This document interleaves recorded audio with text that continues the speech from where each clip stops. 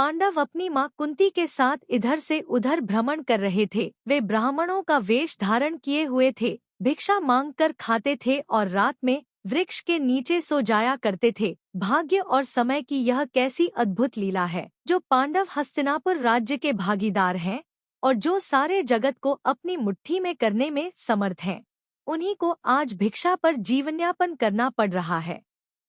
इससे पहले कि हम वीडियो में आगे बढ़े, यदि अभी तक आपने मेरे चैनल को सब्सक्राइब नहीं किया है तो तुरंत सब्सक्राइब कर ले, ताकि आने वाली वीडियो का नोटिफिकेशन सबसे पहले आपको मिलता रहे।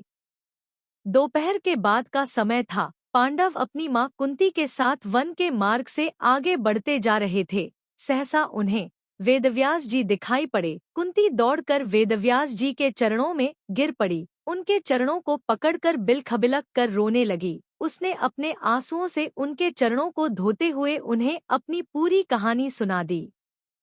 वेदव्यास जी ने कुंती को धैर्य बंधाते हुए कहा, आंसू बहाने से कुछ नहीं होगा। जो ऊपर पड़ा है उसे धैर्य से सहन करो। जब अच्छे दिन आएंगे फिर सब कुछ ठीक हो जाएगा। चलो मेरे साथ चलो, मैं तुम्हें एक स्थान बताए दे रहा हूँ। कुछ दिनों तक वहीं रहकर समय काटो। वेदव्यास जी पांडवों को एक नगर में ले गए। उस नगर का नाम एकचक्रा था। आज के बिहार राज्य में शाहाबाद जिले में आरा नामक एक बड़ा नगर है। महाभारत काल में आरा को ही एकचक्रा के नाम से पुकारा जाता था। उन दिनों एकचक्रा में केवल ब्राह्मण ही निवास करते थे। वेदव्यास जी पांडवों को एकचक्रा में पहुंचाकर चले गए। पांडव एक ब्राह्मण के घर में निवास करने लगे। पांचों भाई प्रतिदिन भिक्षा मांगने के लिए जाया करते थे। भिक्षा में जो अन्न मिलता था उसी से अपने जीवन का निर्वाह करते थे। उन दिनों एकचक्रा में एक राक्षस के द्वारा बड़े जोरों का आतंक फैला हुआ था। उस राक्षस का नाम बक था। वह दिन में वन में छिपा रहता था, रात में बाहर निकलता था और एकचक्रा में घुस जाता था। जिसे भी पाता था मार डालता था। खाता तो एक ही दो आदमी को था, पर 15-20 आदमियों के प्राण रोज जाते थे। आखिर एकचक्रा के निवासियों ने बक से एक समझौता किया। प्रतिदिन नगर का एक आदमी अपने आप ही बक के पास पहुंच जाया करेगा और बक उसे मारकर खा लिया करेगा। एक ही आदमी की जान जाएगी, व्यर्थ में मारे जाने वाले लोग बच जाया करेंगे। बक ने भी इस समझौते को स्वीकार कर लिया। उसे जब बैठे बिठाए ही भोजन मिल जाता था तो वह समझौते को स्वीकार न करता तो क्या करता। उसने समझौते को स्वीकार करते हुए चेतावनी दे रखी थी कि अगर समझौते का उल्लंघन किया गया तो वह एकचक्रा को उजाड़कर मिट्टी में मिला देगा। बस उसी दिन से क्रमक्रम से एक घर का एक आदमी बक के पास जाने लगा। बक उसे खाकर अपनी क्षुधाग्नि को शांत करने लगा। संयोग की बात, एक दिन उस ब्राह्मण के घर की बारी आ गई, जिसके घर में पांडव अपनी मां के साथ निवास करते थे। दोपहर के पूर्व का समय था। कुंती अपने कमरे में बैठी हुई थी। उस दिन भीम किसी कारणवश भिक्षा मांगने नहीं गया था। वह भी कमरे के भीतर कुंती के पास ही मौजूद था। सहसा कुंती के कानों में किसी के रोने की आवाज आई। रोने और विलाप करने का वह स्वर उस ब्राह्मण के कमरे से आ रहा था, जिसके घर में वह ठहरी हुई थी। जब कुंती से विलाप का यह सकरुण स्वर सुना नहीं गया तो वह ब्राह्मण के कमरे में जा पहुंची। उसने वहां जो कुछ देखा उससे वह सन्नाटे में आ गई। ब्राह्मण के कुटुंब में कुल 3 ही प्राणी थे, ब्राह्मण, अब्राह्मणी और उसका एक युवा पुत्र। तीनों बिलख बिलख कर रो रहे थे। हाय हाय, अब क्या होगा? अब तो सब कुछ मिट्टी में मिलकर रहेगा। कुंती ने तीनों को रोता हुआ देखकर ब्राह्मण से पूछा, विप्रवर, आप तीनों इस प्रकार क्यों रो रहे हैं? क्या मैं जान सकती हूँ कि किस दारुण कष्ट ने आप तीनों को अत्यंत दुखी बना रखा है? ब्राह्मण ने आंखों से आंसुओं की बूंदें गिराते हुए उत्तर दिया, बहन, तुम सुनकर क्या करोगी? हमारा कष्ट एक ऐसा कष्ट है जिसे कोई दूर नहीं कर सकता। कुंती ने सहानुभूति भरे स्वर में कहा, हम तो गरीब ब्राह्मण हैं, सच है, हम आपके कष्ट को दूर नहीं कर सकते, किंतु फिर भी सुनने में हर्ज ही क्या है। हो सकता है हम आपके कुछ काम आ जाएं। जब कुंती ने बहुत आग्रह किया तो ब्राह्मण ने बक राक्षस की पूरी कहानी उसे सुना दी। कहानी सुनाकर उसने सिसकते हुए कहा, बहन, हम कुल 3 ही प्राणी हैं। यदि कोई एक राक्षस के पास जाता है तो वह उसे मारकर खा जाएगा, हमारा घर बर्बाद हो जाएगा। इसलिए हम सोचते हैं कि हम तीनों ही राक्षस के पास चले जाएंगे। हम इसलिए रो रहे हैं। आज हम तीनों के जीवन का अंत हो जाएगा।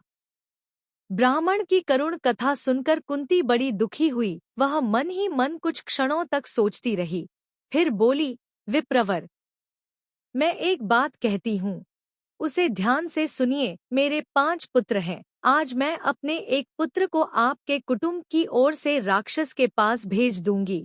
यदि राक्षस मेरे पुत्र को खा जाएगा तो भी मेरे 4 पुत्र शेष रहेंगे।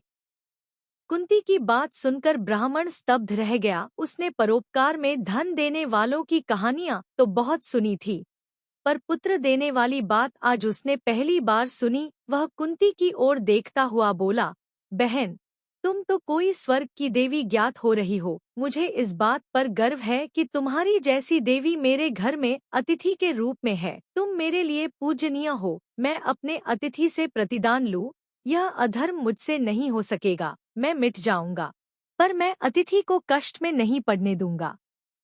ब्राह्मण की बात सुनकर कुंती बोली, आपने हमें आश्रय देकर हम पर बड़ा उपकार किया है। आप हमारे उपकारी हैं। हमारा धर्म है कि आपको कष्ट में न पड़ने दें। आप अपने धर्म का पालन तो करना चाहते हैं, पर हमें अपने धर्म पालन से क्यों रोक रहे हैं? कुंती ने जब बहुत आग्रह किया तो ब्राह्मण ने उसकी बात मान ली। उसने दबे स्वर में कहा, अच्छी बात है बहन, ईश्वर तुम्हारा भला करे। कुंती ब्राह्मण के पास से उठकर भीम के पास गई। उसने पूरी कहानी भीम को सुनाकर उससे कहा, बेटा, परोपकार से बढ़कर दूसरा कोई धर्म नहीं होता। तुम ब्राह्मण कुटुंब की ओर से बक के पास जाओ। यदि बक तुम्हें मारकर खा जाएगा तो मुझे प्रसन्नता होगी कि मेरा बेटा परोपकार की वेदी पर बलिदान हो गया। भीम ने बड़े हर्ष के साथ अपनी माँ की आज्ञा को स्वीकार कर लिया। उसने कहा, माँ, तुम्हारी आज्ञा शिरोधार्य है। बक मुझे क्या मारकर खाएगा? तुम्हारे आशीर्वाद से मैं उसे मिट्टी में मिला दूंगा। संध्या का समय था। भीम एक गाड़ी के ऊपर खाने पीने का सामान लादकर उसे खींचता हुआ बक के निवास स्थान की ओर चल पड़ा। वह बक के निवास पर पहुंचकर गाड़ी पर लदे हुए खाने के सामान को स्वयं खाने लगा। बक कुपित हो उठा। वह गरजता हुआ बोला, एक तो तुम देर से आए हो और ऊपर से मेरा भोजन खा रहे हो। इतना कहकर वह भीम पर टूट पड़ा। भीम तो पहले ही तैयार था। दोनों में मल्लयुद्ध होने लगा। दोनों की गर्जना और ताल ठोंकने के शब्दों से वायुमंडल गूंज उठा। बक ने बड़ा प्रयत्न किया कि वह भीम को मल्लयुद्ध में पछाड़ दे, पर वह सफल नहीं हुआ। वह स्वयं भीम की पकड़ में आ गया। भीम ने उसे धरती पर गिराकर उसके गले को इतने जोरों से दबाया कि उसकी जीभ बाहर निकल आई। वह प्राण शून्य हो गया। भीम ने उसे उठाकर नगर के फाटक के पास फेंक दिया। उधर संध्या समय चारों भाई भिक्षाटन से लौटे तो कुंती से सब कुछ सुनकर वे बड़े दुखी हुए। उन्होंने अपनी माँ से कहा, तुमने भीम को अकेले भेजकर अच्छा नहीं किया। हम भाइयों में वही एक ऐसा है जो संकट के समय काम आता है। कुंती ने अपने पुत्रों को समझाते हुए कहा, तुम चिंता क्यों करते हो? तुम देखोगे कि मेरा भीम बक को मिट्टी में मिलाकर आएगा। फिर चारों भाई भीम का पता लगाने के लिए चल पड़े। वे अभी कुछ ही दूर गए थे कि भीम अपनी मस्ती में झूमता हुआ आता दिखाई पड़ा। चारों भाई दौड़कर भीम से लिपट गए। भीम ने उन्हें बताया कि उसने किस तरह अत्याचारी बक को नर्क में पहुंचा दिया है।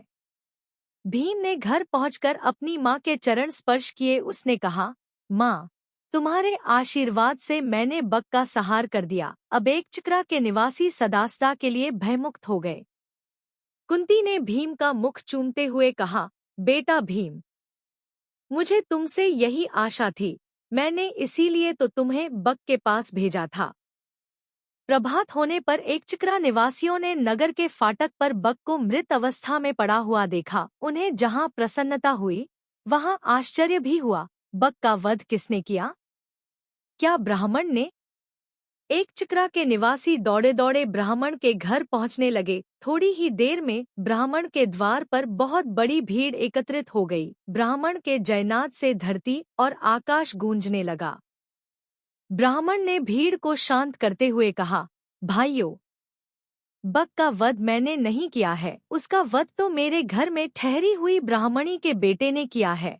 एक चिकरा के निवासी इस बात को तो जान गए कि बक का वध ब्राह्मण के घर में टिकी हुई ब्राह्मणी के एक बेटे ने किया है, किंतु अधिक प्रयत्न करने पर भी वे यह नहीं जान सके कि ब्राह्मणी कौन है और उसके पांचों बेटे कौन हैं।